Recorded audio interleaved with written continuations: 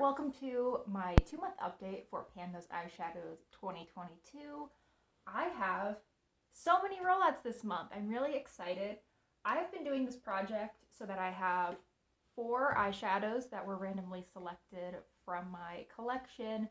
I've only included things like ColourPop shadows where you can easily pop them out of their individual palettes, or things that I purchased as singles that could be added to a magnetic palette, so that every month I can make my own little color story. Here is the color story that I was working with this past month. The shades that were randomly selected were this sparkly light peach, which is from ColourPop, this white purple, which is again from ColourPop, this blue from Luxie, and this green from Luxie. I've been then patting it out with shades from elsewhere in my collection. There was also a really light gold in here, but that got moved away for some other video and never got put back in the palette. And I haven't used it in the past week or so. So here's what I've been working with. Now I have 3 rollouts this month. The first is 420 from Luxie, which is this olive green. I use this in quite a few different ways. I would use it in my outer corner sometimes if I was doing something quite shiny on the lid. I found that this is also pretty shimmery, but it's not overly shiny, and it adds a little bit of dimension. It's a little bit deeper than most of the colors I tend to use all over my lid. Though I did also use it on my lid a few times. I thought that was very pretty. And I would say that most of this palette was really geared towards this olive shade. I think that you can kind of see that this left 2/3 of the palette was very much centered on this olive. And then this right third, I really based around this bright blue, which is another one that I got up to 10 uses. I think that I used this almost exclusively as a lid shade.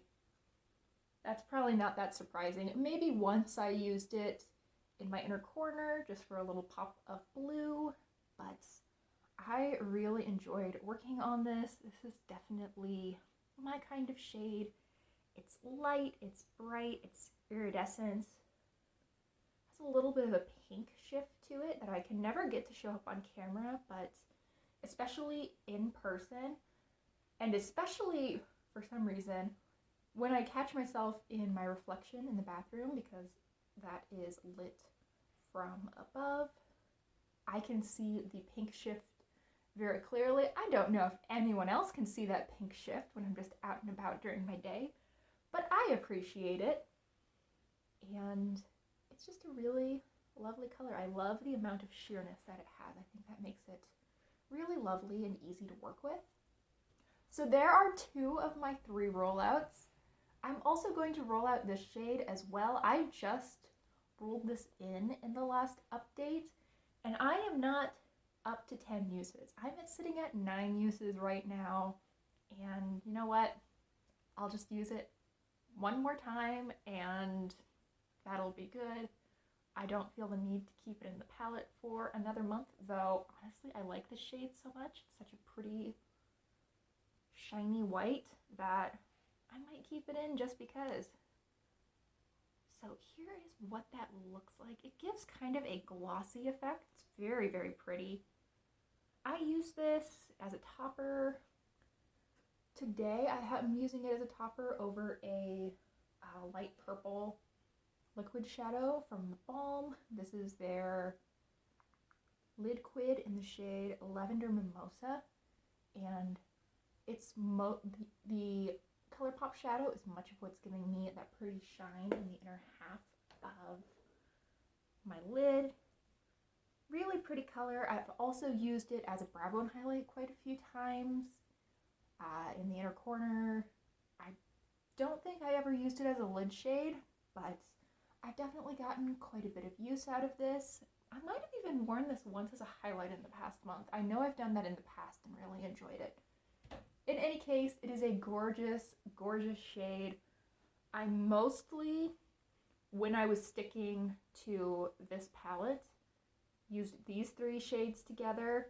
I think that those can create a pretty complete look all by themselves, but even more than I did last month, I found myself reaching into other shades in my collection to mix with my palette a little bit more often. One of the ones that I've been reaching for quite frequently is this light purple from the Balm, but like today, I have a much deeper purple from ColourPop that I'm wearing.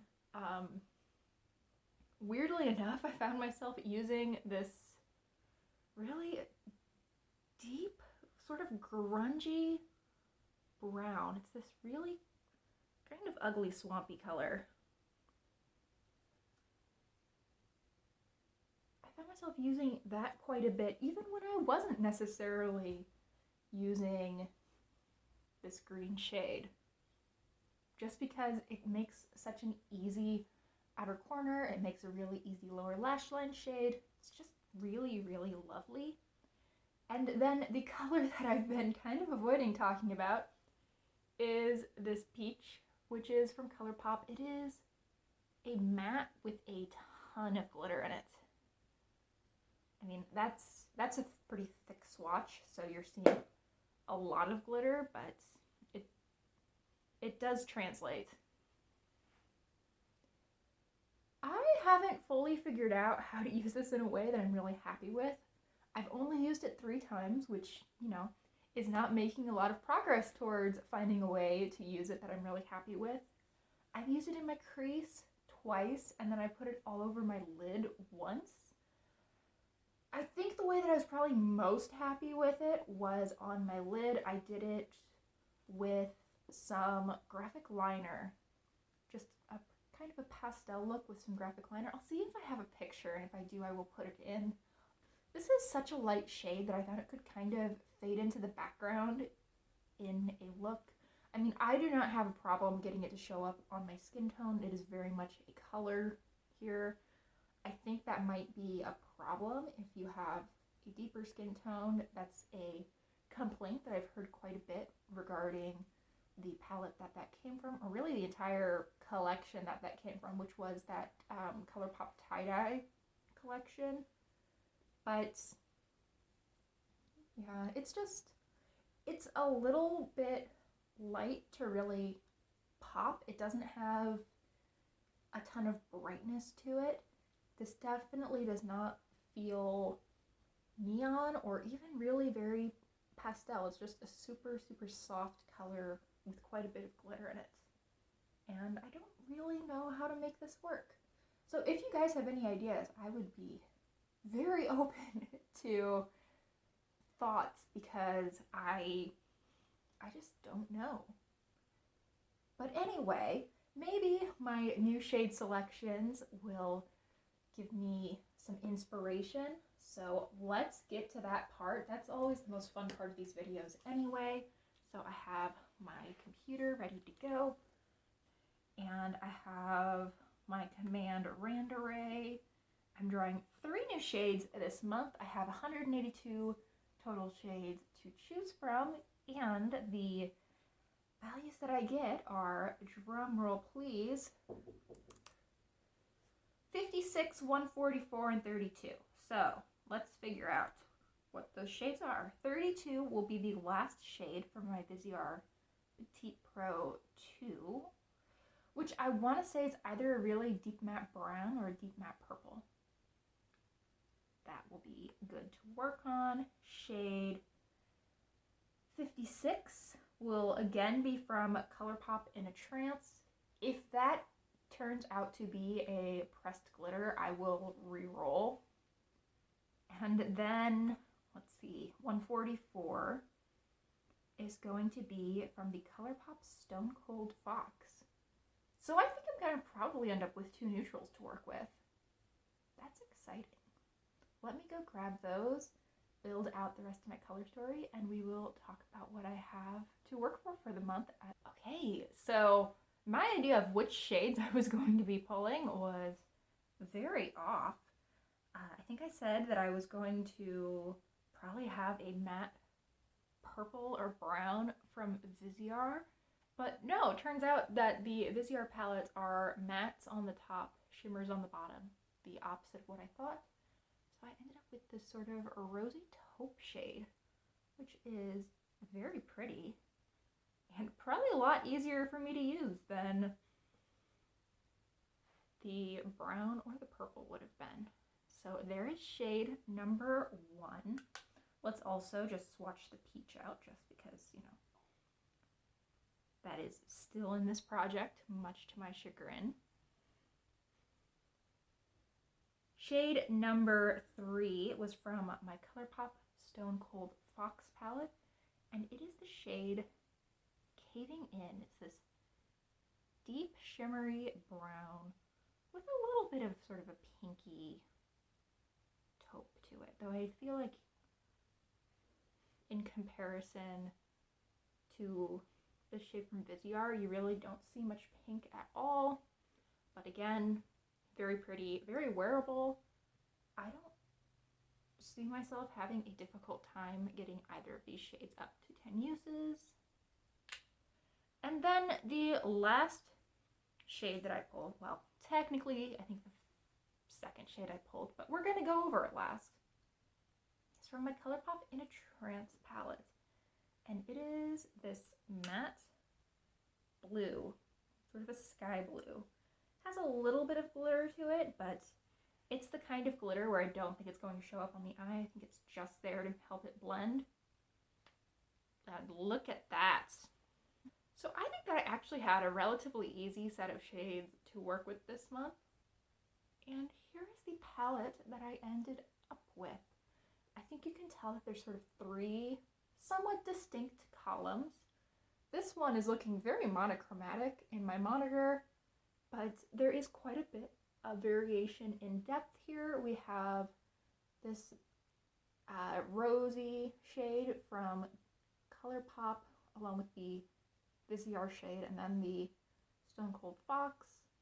I think that those could create a really super quick monochromatic look with a little bit of depth to it, adding in that brown. Overall pretty easy. Next we have this sort of peachy column with the peach from ColourPop, this shade, I think it's Cabana Cutie from, or Copa Cutie from ColourPop, their Cabana Club palette. And then this deep reddish brown matte from Viseart, which is actually, I think, the shade that I thought I was pulling in when I drew things. And I just decided, you know what, I want this to be in my palette. And then the third column is very bold. This is a shade from Luxie. I think of this as being a Cinderella shade. It's actually called Adonis. But it's got that sort of sheer silvery blue shade that I really associate with Cinderella. The blue from ColourPop, and then I decided to pull this bright green from ColourPop. This is from the Aura and Out palette. And I thought that these 3 together could make an interesting look. I see myself more reaching for these 2 together and then these 2 together than combining all 3, but I might very well do that. And then, of course, I wanted to be able to mix and match throughout the palette. I thought that this green might make a really interesting pop with this more rosy set of colors. I think the contrast between the peaches and the blues could be really interesting. Obviously, if I wanted some more depth with this column, I could see myself reaching in to this really deep reddish brown. That could be very pretty. I feel like this blue would nicely mesh with these rosy shades over here. Overall, I think that this is going to be pretty usable for me. I'm excited to use this spring. So, I'm excited to see how this goes. Thank you so much for watching. I really hope you enjoyed, and I hope that you'll consider liking and subscribing if you did. I'm really looking forward to seeing you all next time. Bye!